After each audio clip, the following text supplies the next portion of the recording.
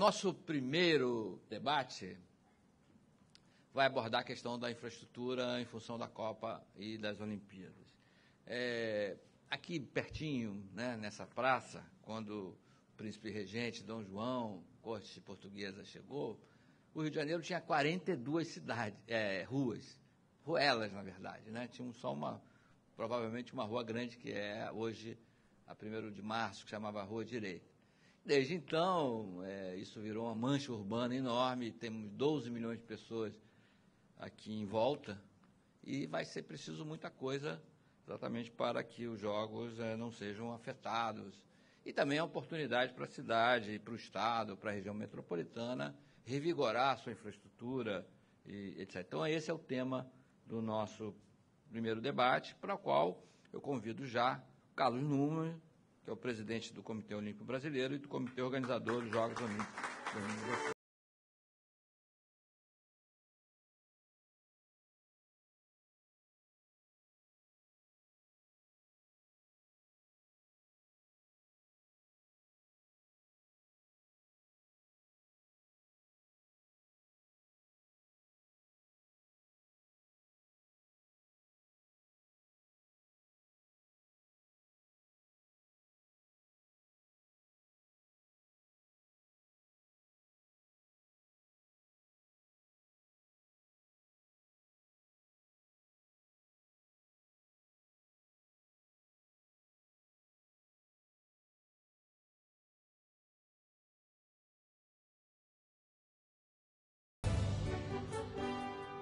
A mecânica vai ser o seguinte, cada um vai fazer uma pequena exposição, especificamente sobre a área que eles estão atuando. O Nussmann vai falar um pouco mais da questão do Parque Olímpico, né? Mas vocês vão ter direito a participar com perguntas por escrito, nossos recepcionistas vão ficar andando o tempo todo. Eu vou dar preferência às perguntas chegarem primeiro, então não deixem para o final. Então, vamos começar. Eu passo agora para lá. Alô? Bom, Nussmann, abra o nosso debate, por favor. Brilhantemente. Como você se sente melhor? Eu vou falar daqui. Então tá bom. Então ficamos todos. Bom dia a todos. Primeiro, parabenizar a Revista Exame por esse fórum, da importância que ele tem, não só para a cidade do Rio de Janeiro, mas para os Jogos Olímpicos e Paralímpicos 2016, a Copa do Mundo, e especialmente dando uma oportunidade de podermos debater aqui e conversar sobre o andamento de toda essa longa caminhada. É um debate que eu acho que deve ser repetido entusiasticamente. Então, queria deixar esses cumprimentos à Revista Exame. A questão da parte que me toca em falar da infraestrutura esportiva, ela está focada numa experiência de uma mudança de projeto dos Jogos Pan-Americanos. Nós vencemos a sede dos Jogos Pan-Americanos com um projeto e entendemos que, para tentar ser uma sede olímpica, esse projeto teria que ser mudado. Ele teria que ser mudado para revestir as instalações esportivas e a infraestrutura de uma maneira muito mais em nível olímpico do que em nível pan-americano. E nós acertamos. Nós optamos em seguir com os projetos de nível olímpico das instalações mais caras, justamente para que nós pudéssemos nos preparar para a candidatura olímpica. E o exemplo, eu posso dar 2 exemplos muito claros, que é o exemplo do estádio de atletismo, que era previsto para 10 mil pessoas, e ele foi feito, o Estádio Olímpico João Avelange, no Engenhão, que hoje tem uma capacidade para 45 mil pessoas, e certamente para os Jogos Olímpicos ele terá um aumento para 60 mil, mesmo temporariamente. A ginástica ela estava prevista por uma instalação entre 3 a 5 mil pessoas e foi construída a Arena da Barra, no modelo de arenas da NBA, e com capacidade pode ser para 15 ou 18 mil pessoas. Então, só esses dois, e a área de segurança, que tinha uma previsão de 20 milhões de reais, e o governo federal ele utilizou perto de 560 milhões de reais. Então, muitas das vezes, eu gosto sempre de dar essa demonstração de que, às vezes, os projetos eles têm que sofrer alterações em benefício da cidade, da população, que é importante.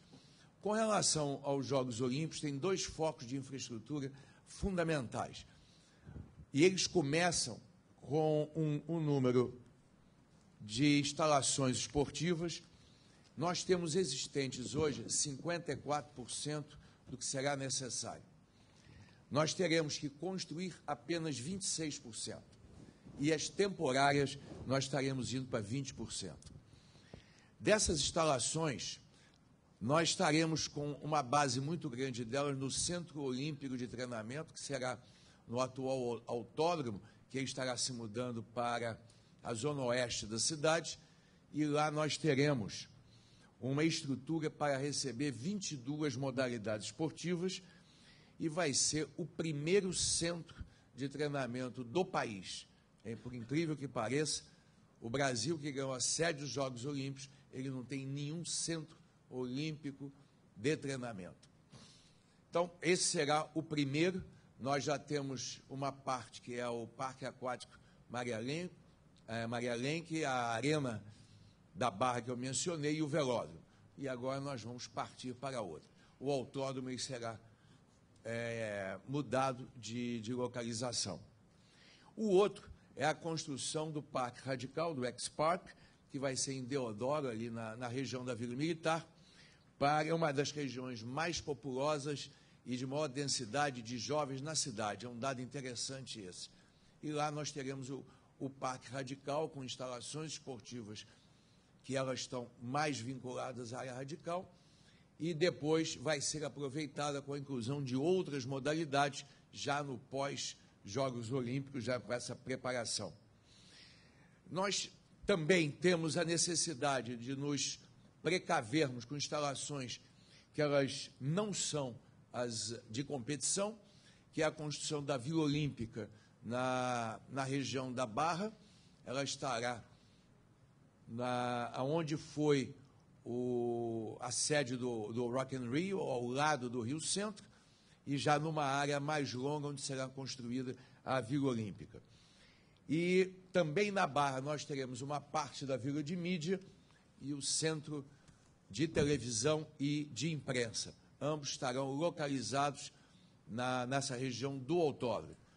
Com relação à região do Porto, que eu tenho certeza que o prefeito vai falar, o Porto Maravilha, que tem o apoio integral tanto do Comitê Olímpico Brasileiro como do Comitê Organizador dos Jogos Olímpicos, tanto que a sede futura do Comitê Olímpico e do Museu Olímpico serão na região do Porto.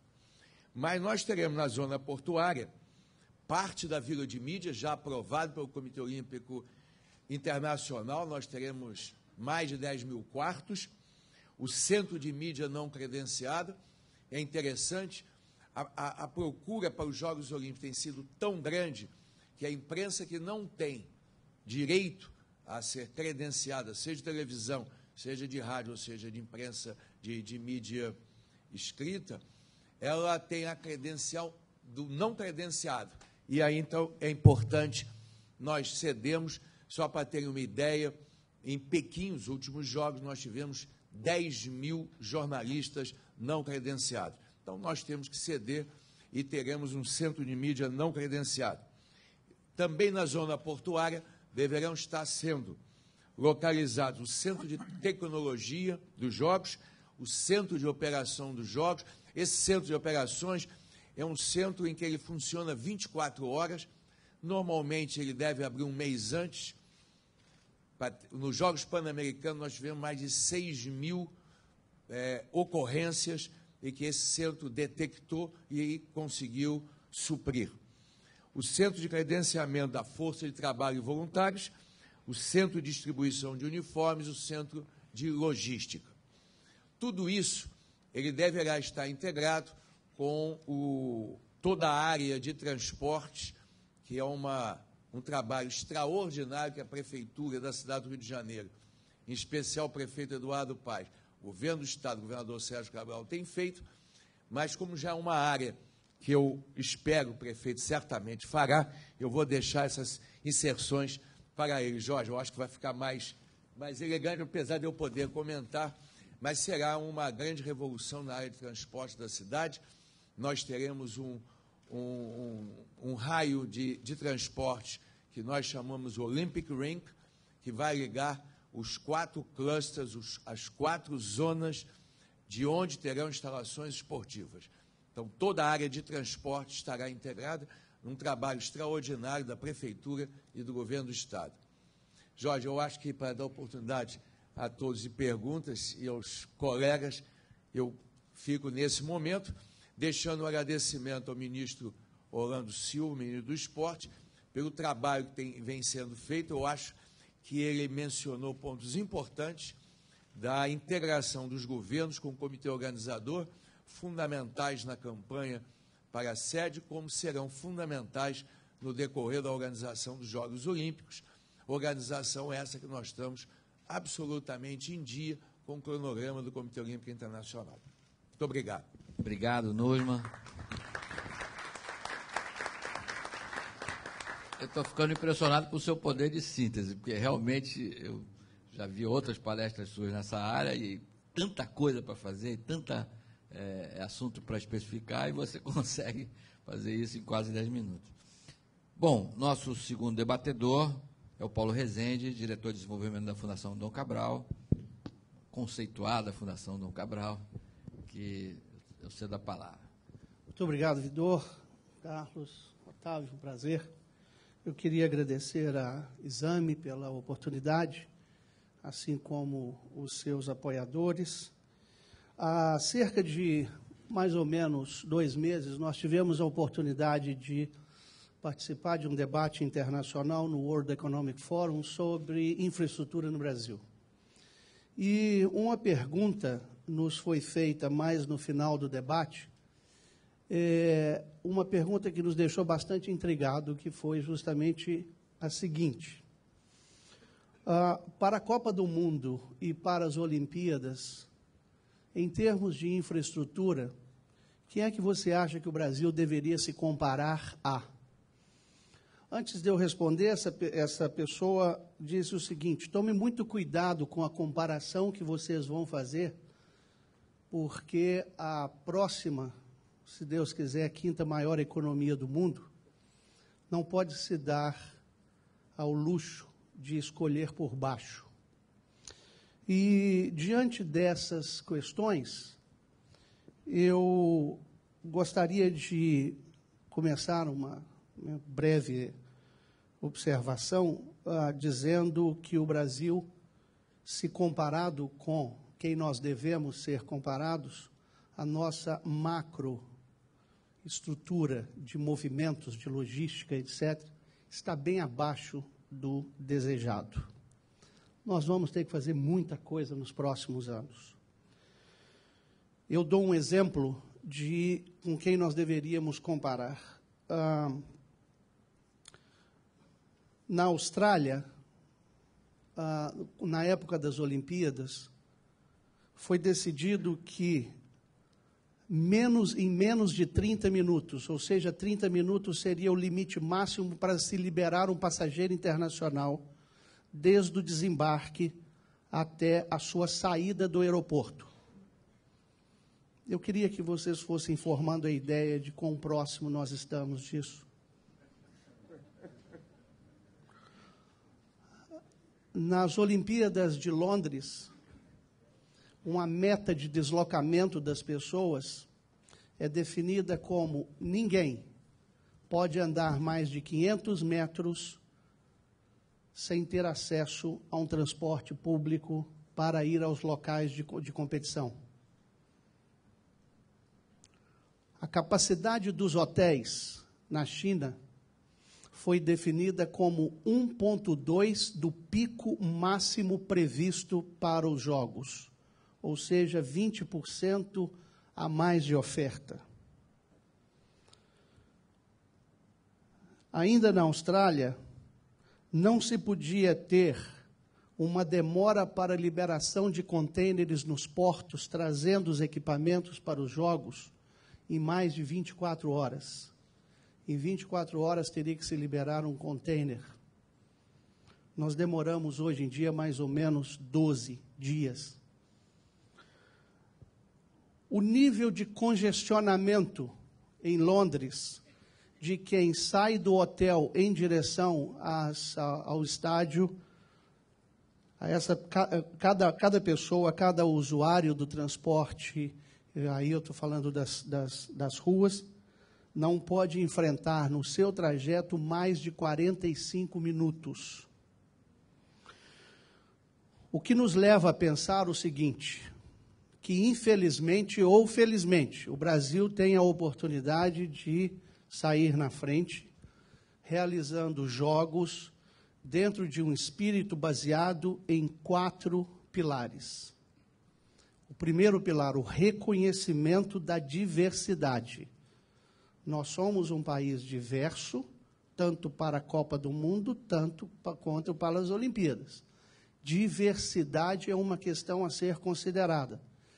Nós temos diferentes prioridades dentro de uma mancha urbana, como, por exemplo, o Rio de Janeiro.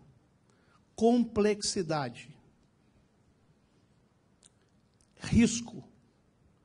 É preciso que a gente entenda quais os riscos que nós estamos correndo, porque legado não se baseia somente em obras de engenharia. Legado se baseia principalmente em imagem. E imagem nós não transmitimos por projetos físicos somente. Então, o quarto pilar deve ser: a engenharia tem que estar em perfeito equilíbrio com a gestão dos processos. Para isso, é preciso que nós analisemos com muito cuidado os movimentos que as pessoas e materiais e suprimentos vão passar por quando estiverem aqui no Brasil. Dou um exemplo para vocês. O nosso sistema de sinalização de placas nas ruas é como se você tivesse, os nossos planejadores colocam placas como se todos que tivessem nas cidades fossem nativos. Você aponta para um determinado lugar e depois você vai continuar procurando a placa e ainda te consideram como uma pessoa incapaz, porque você não sabe ler placa. Então, é preciso que a gente trate esses movimentos fazendo com que, por exemplo, a Austrália montou um mapa de tempos e movimentos. É uma simulação dos indivíduos e de equipamentos e de materiais passando por todas as suas etapas quando estiverem, por exemplo, no Rio de Janeiro, e saber dos riscos e das dificuldades que eles vão ter. Um mapa de segurança dos movimentos, coisa que Londres está fazendo. E, finalmente, a China, um mapa de gargalos, porque aí você sabe exatamente tratar os gargalos sem tentar transformá-los, cobri-los durante um determinado período, porque legado, mais uma vez, não é só engenharia, legado é imagem. E, finalmente, eu queria colocar que é preciso que a gente entenda que, nesse caso das Olimpíadas e da Copa do Mundo, a pior coisa que nós vamos fazer e não vamos conseguir atingir essas metas é se nós ideologizarmos as discussões. E o primeiro passo para reduzir a ideologização é criar um ambiente favorável para o investidor privado. Investidor privado é elemento central para os recursos necessários e até mesmo para atingir aquilo que o ministro tanto enfatizou, a questão da transparência, é claro, com redução de burocracia, mas muito cuidado. E os investidores privados sabem muito bem proteger o seu dinheiro através de sistemas eficientes de transparência. Então, talvez o governo encontre, nos próximos anos, nos investidores privados, o seu grande parceiro para a realização daquilo que a gente quer. Muito obrigado.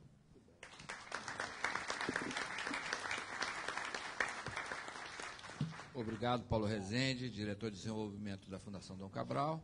Nosso último debatedor, Otávio Azevedo, presidente do Grupo Andrade Gutierrez. Bem, bom dia.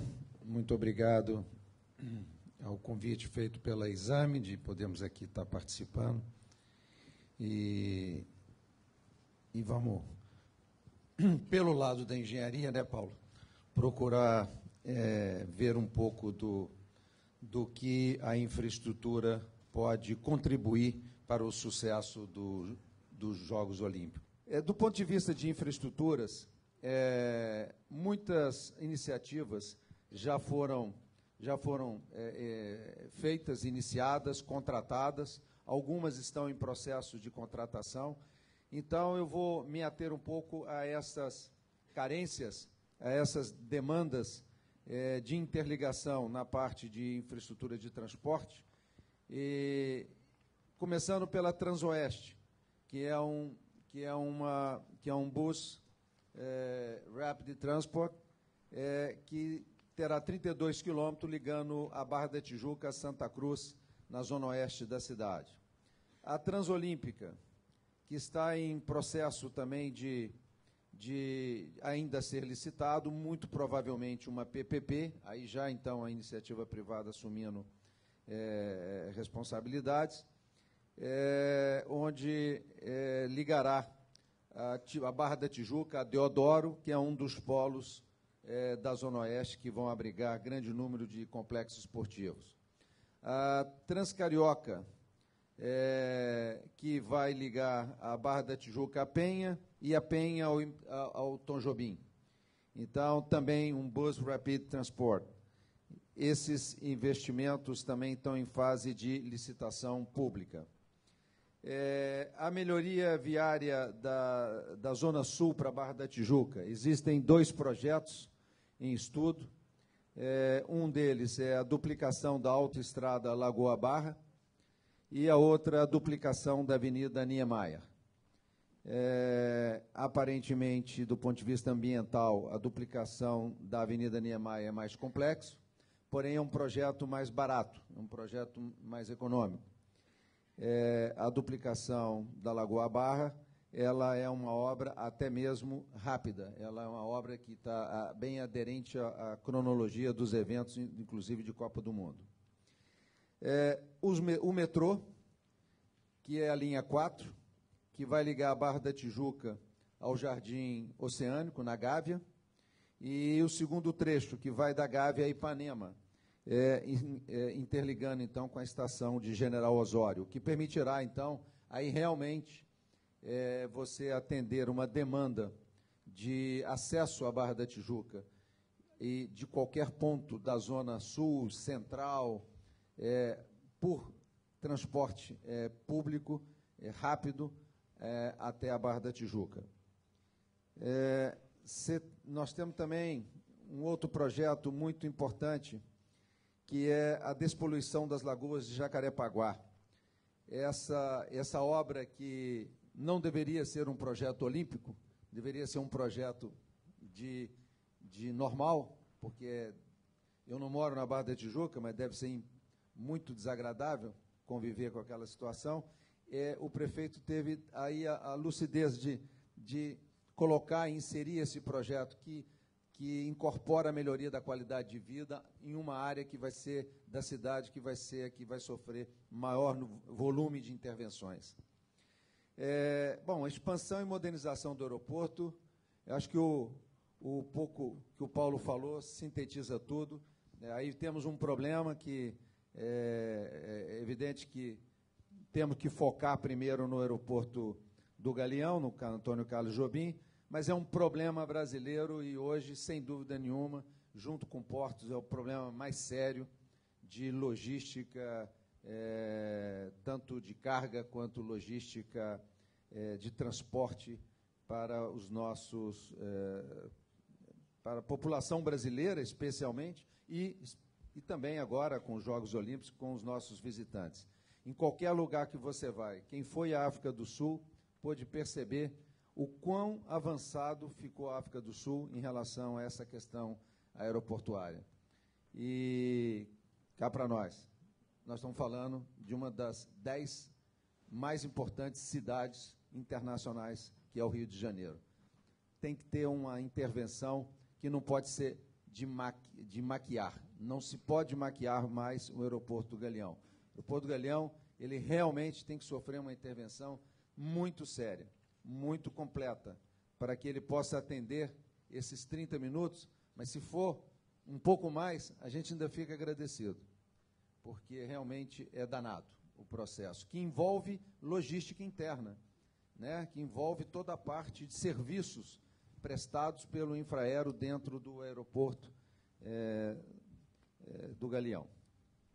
A reforma do Maracanã e da área circunvizinha do Maracanã já está em processo, contratado, está em obras. A melhoria ao acesso ao Estádio Olímpico João Avelange é uma questão que tem que ser feita também já com intervenções, que essa intervenção é uma intervenção que precisa ser feita já para o uso diuturno dessa facilidade pública. O centro de treinamento da CBF, inclusive com hotéis, é uma obra que está em andamento lá na Barra também.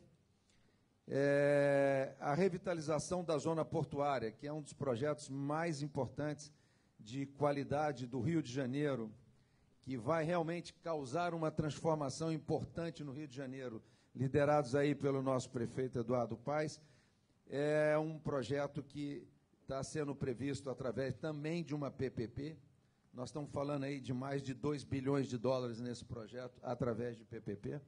Esse projeto, nós acreditamos que ele vai ser o maior transformador da imagem do Rio de Janeiro.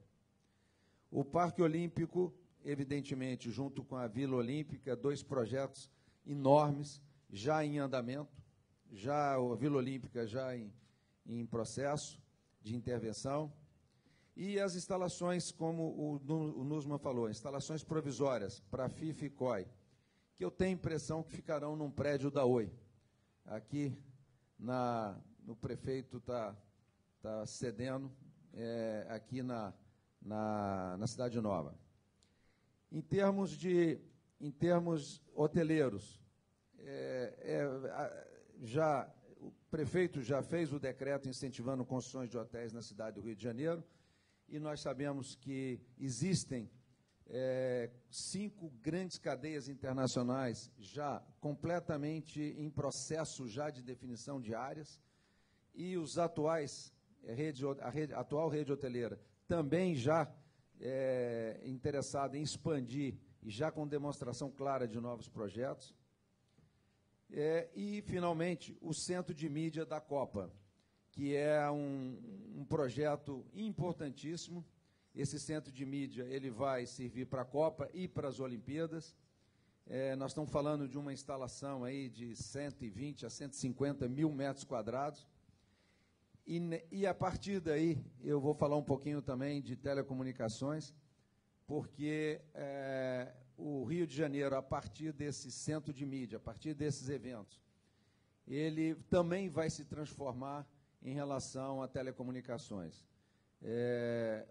Serão investidos no Rio de Janeiro somente em telecomunicações, nesse período até as Olimpíadas, aproximadamente 5 bilhões de dólares, em redes de celulares de alta velocidade, em redes em regime competitivo, todas as empresas, em redes de fibra ótica, que irão inovar o setor a parte de multimídia residencial e comercial. E isso nós vamos ver durante esse período a fibra ótica chegando na casa aí de milhões de casas na cidade do Rio de Janeiro. Teremos aqui no Rio de Janeiro aproximadamente 4 milhões a 5 milhões de residências com banda larga, já também para a Copa. Então, esse projeto Rio de Janeiro, ele é um projeto único. É um projeto único porque ele tem esse valor que fica. Ele tem esse valor que integra as diversas áreas da cidade. E ele tem esse valor também que o Rio de Janeiro, há mais de 50 anos, não percebia, que é fazer parte de uma federação onde o Rio de Janeiro pode perfeitamente ser um dos principais polos políticos do país. Muito obrigado. Obrigado, Otávio. Bom, para quem não conhece bem o Otávio é um mineiro que tem residência permanente em São Paulo, mas vive na ponte aérea e no Brasil inteiro andando de avião. Então, ele fala com muita experiência desse problema aeroportuário. Nussmann, primeira pergunta, aliás, tem um monte de pergunta aqui, o pessoal vai me dar trabalho, aberto. Primeira coisa, eu acho que é importante, as pessoas ficam preocupadas, ele não se identificou, mas de não verem visualmente as obras, né, em relação aos Jogos Olímpicos e também em relação à Copa. Claro que uma parte disso talvez possa ser respondida pelo prefeito, mas acho importante que você chamasse atenção para a questão do planejamento, que acho que é a fase fundamental até para essas obras darem certo. Ok. Bom, obrigado pela pergunta. Vamos lembrar que os Jogos Pan-Americanos, o Rio teve 4 anos e 10 meses para organizá-los. Jogos Olímpicos, nós teremos 6 anos e 9 meses. Então, há uma diferença grande. O Comitê Olímpico Internacional, ele, ao a cidade ser vencedora, entrega o Master Schedule de 84 meses, para nós serão 81, pela diferença de 3 meses da sessão que elegeu a cidade do Rio. Nesses 81 meses, nós temos mês a mês o que nós temos que fazer. Nós somos cobrados praticamente semanalmente.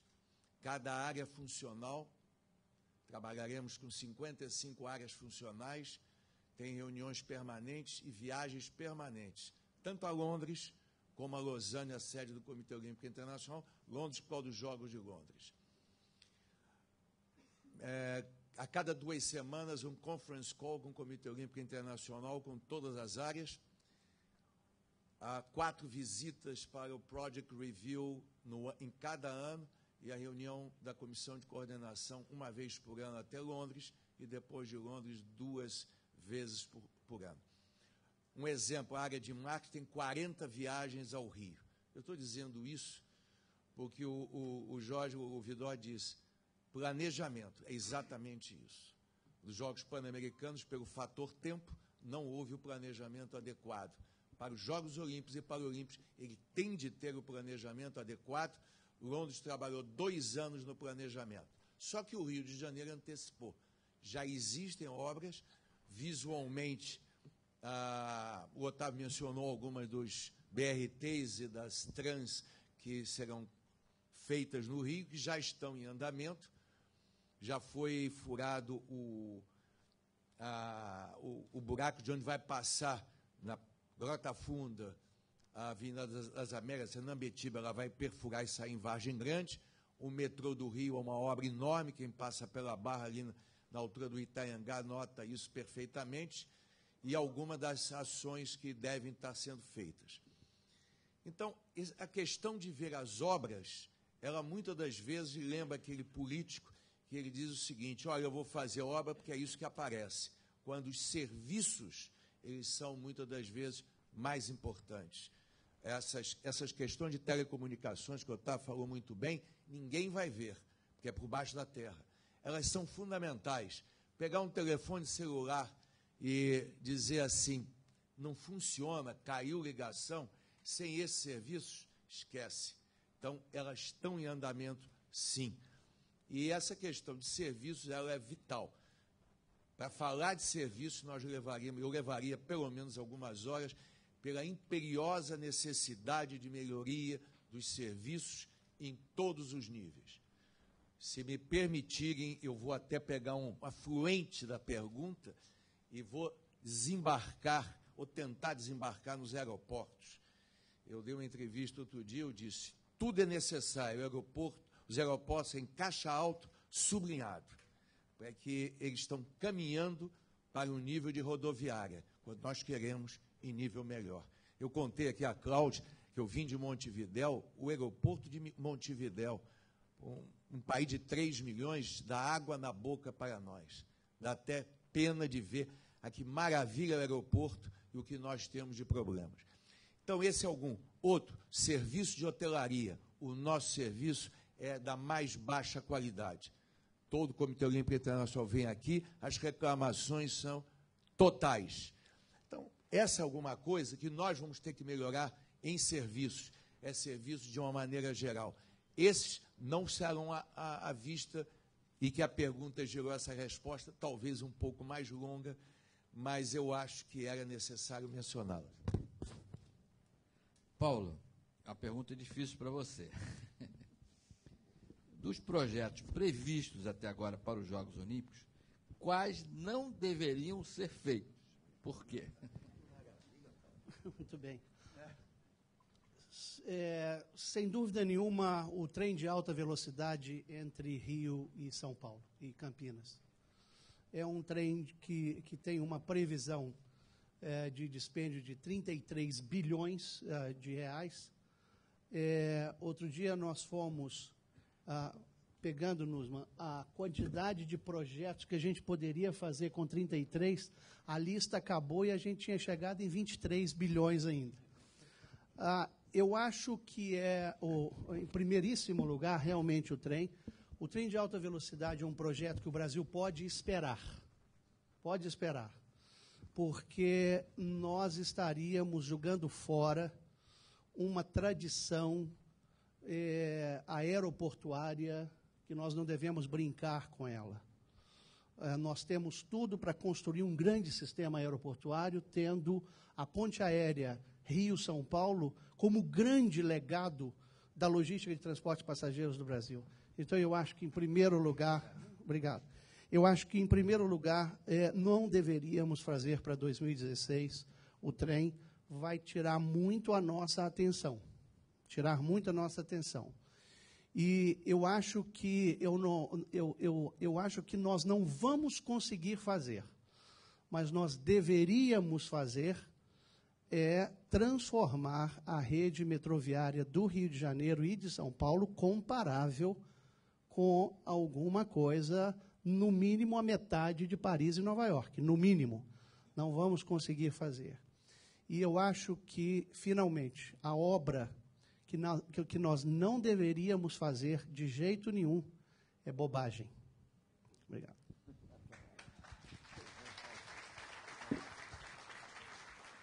Gente, eu queria dar uma explicação rápida. A gente está sem ar-condicionado agora porque houve um problema de energia na Praça 15. Espero que isso não aconteça em 2016 e não em 2014. E até talvez o Otávio pudesse falar um pouquinho até dessa coisa da energia. Mas, Otávio, o Alberto Rosati, da Meindra Satyan, ele te pergunta sobre o mercado de trabalho no Rio nos próximos anos. A demanda por engenheiro, mão de obra especializada e não especializada. O Rio vai ter que importar talentos de outros estados, até de outro país. Acho que até Andrade Gutierrez andou fazendo isso. E eu acho que essa questão, acho não, tenho certeza, realmente, a questão de mão de obra especializada no Rio de Janeiro hoje já é uma... nós estamos vivendo. Todos os segmentos demandados aqui no Rio, na área, especialmente, podemos falar na área da engenharia, nós não temos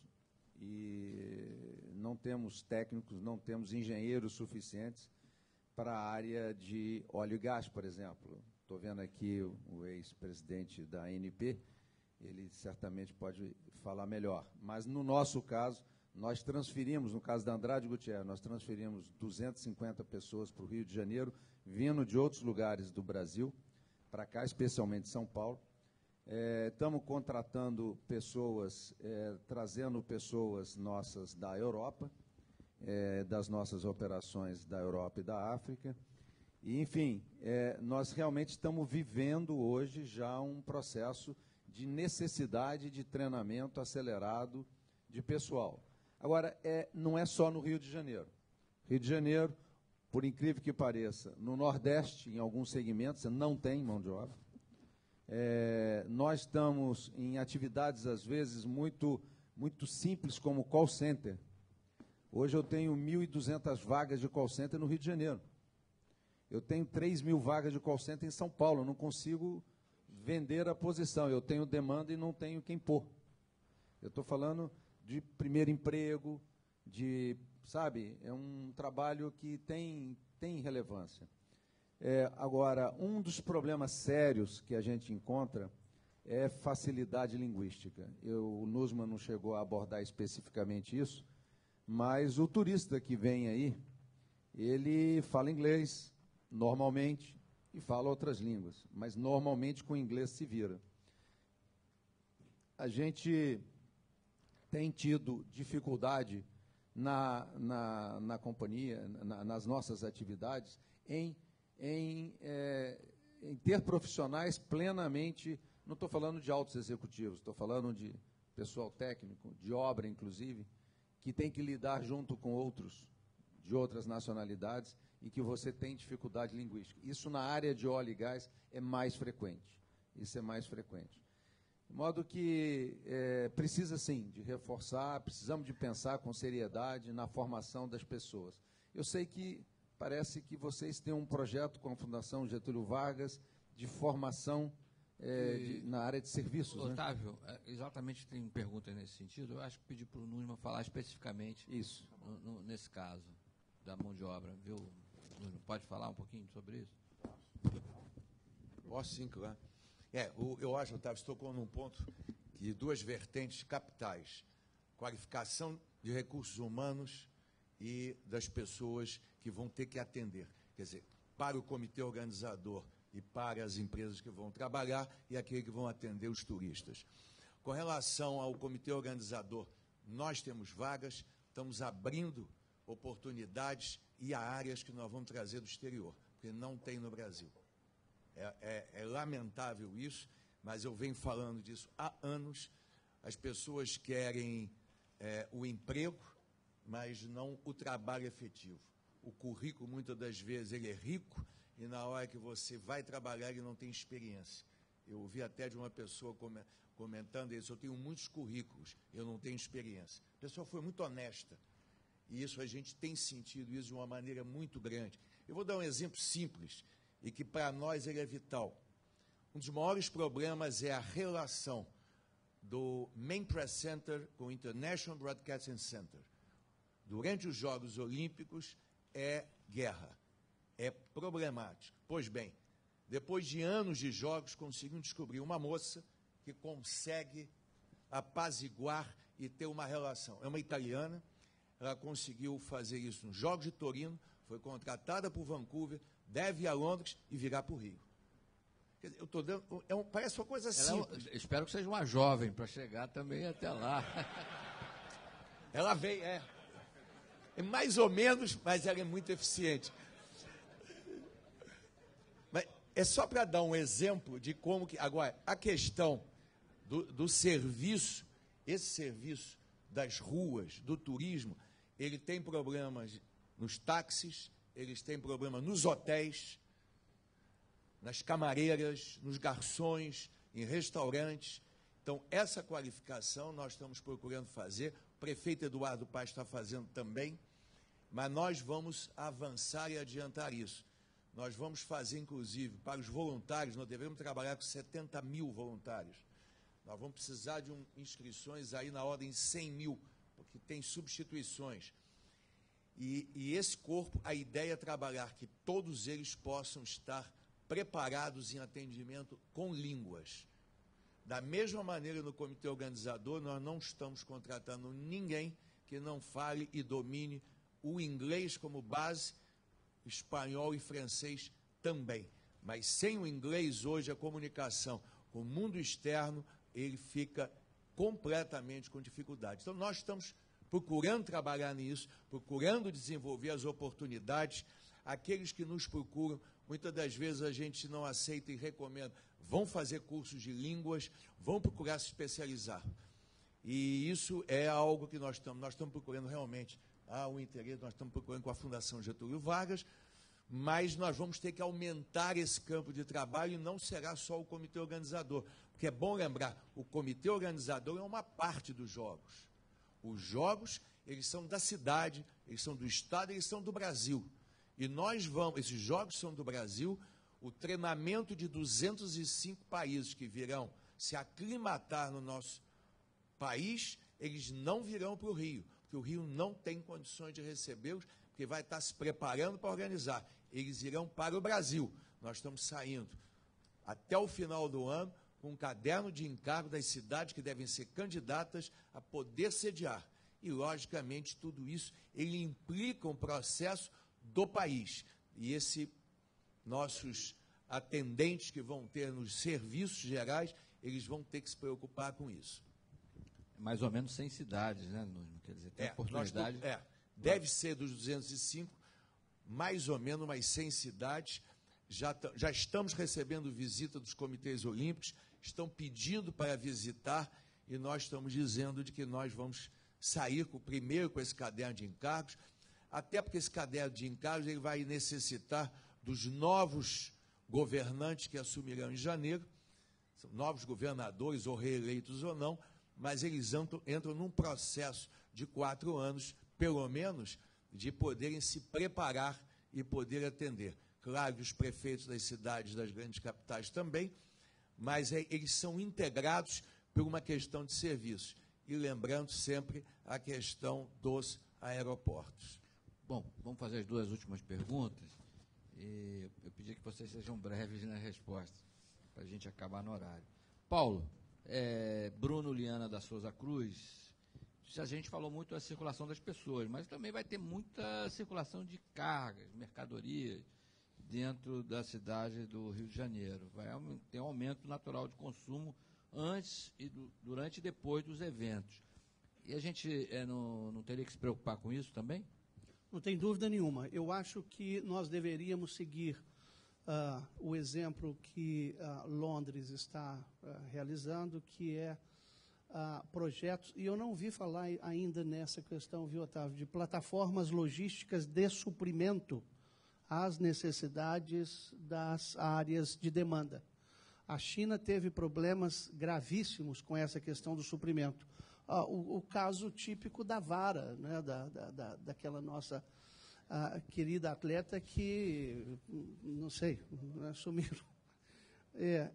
Mas isso, o Nussmann sabe, isso foi a ponta do iceberg, né, problemas terríveis. Então, eu acho que grandes centros de distribuição com a inteligência integrada ao planejamento dos jogos e ao planejamento dessas movimentações, seria bastante interessante se nós tivéssemos um grande projeto de gestão da logística de suprimentos às diversas áreas de demanda, fazendo com que os princípios fundamentais da logística fossem desenhados e levados em consideração. Mas, sem dúvida nenhuma, as pessoas não são o elemento único. Nós vamos ter questões aí, inclusive o Nussmann sabe na Copa do Mundo é assim também, você tem que dar tratamentos especiais aos atletas, com materiais e equipamentos especiais, e o Comitê Olímpico Internacional tem pré-requisitos muito fortes em relação a isso. Então, essa logística, e eu acho que aí as cidades no entorno da região metropolitana podiam usufruir desses investimentos, que podem se transformar amanhã em investimentos, inclusive, para suprir a região metropolitana, já que a carga está ficando cada vez mais restrita. O pessoal da Souza Cruz sabe o que eu estou dizendo. Otávio, vou tentar sintetizar tudo aqui numa pergunta só. Diante de tanta burocracia, marcos regulatórios, pontos claros, como a iniciativa privada vê as oportunidades na infraestrutura? E o Eduardo Pinheiro, com tio em cima do N, ele acha que, se você concorda que a atitude do governo e político em geral de demonizar a privatização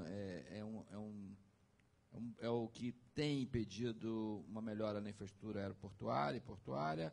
E, por último, se você podia falar um pouco, você é sócio da CEMIG, que, por sua vez, é sócio da Light, podia falar um pouquinho da questão da energia, já que tivemos um mini apagão aqui. Tá certo. Bom, em relação à participação da iniciativa privada, eu não acho que seja uma questão ideológica ou filosófica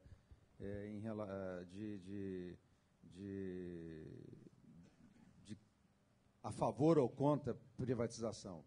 Não acho que seja essa a questão. Eu acho que a questão é bem mais pragmática. Como dar à iniciativa privada a garantia dela investir numa PPP.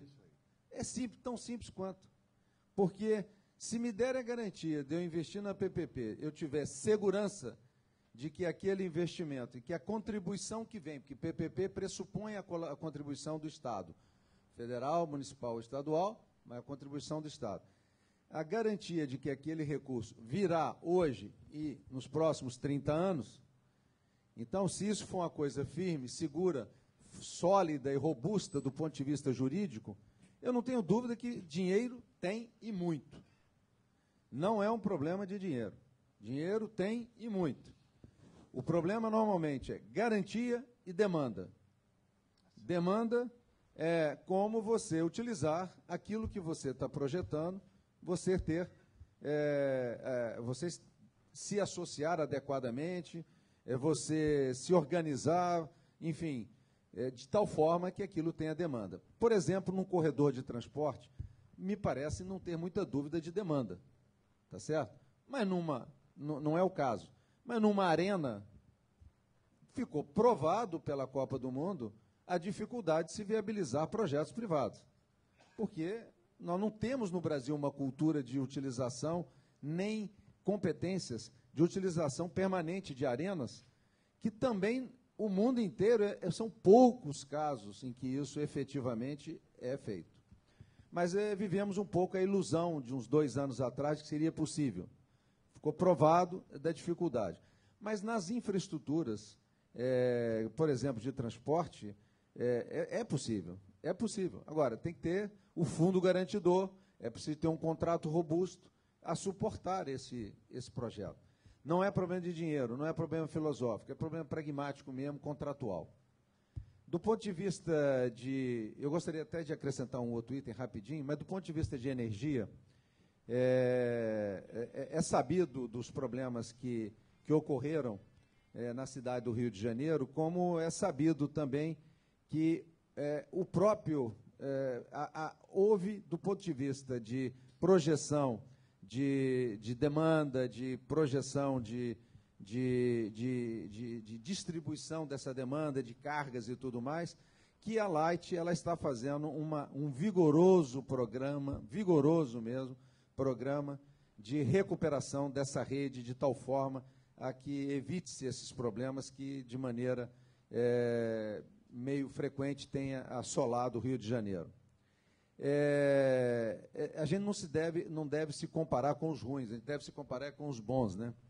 Mas, realmente, a CEMIG é um bom exemplo. E esse problema que acontece no Rio, eu tenho no meu apartamento em São Paulo, que é um dos bairros mais nobres de São Paulo, eu tenho um grupo gerador que funciona todos os dias. E no nosso escritório de Brasília, a mesma coisa.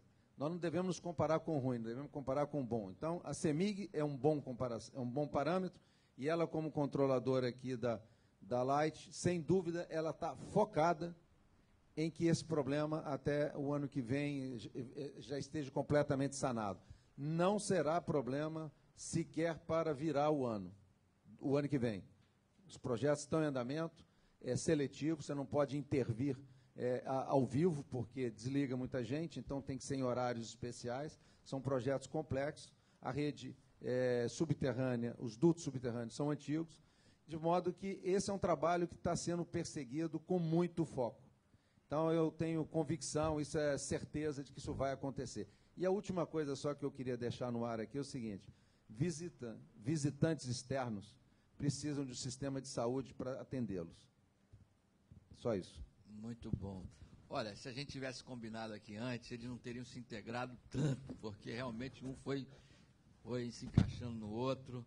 Eu queria agradecer ao Nussmann, ao Paulo Rezende, ao Otávio Azevedo. Acho que as intervenções foram ótimas, acho que foram complementares e deixaram também muitas perguntas, infelizmente.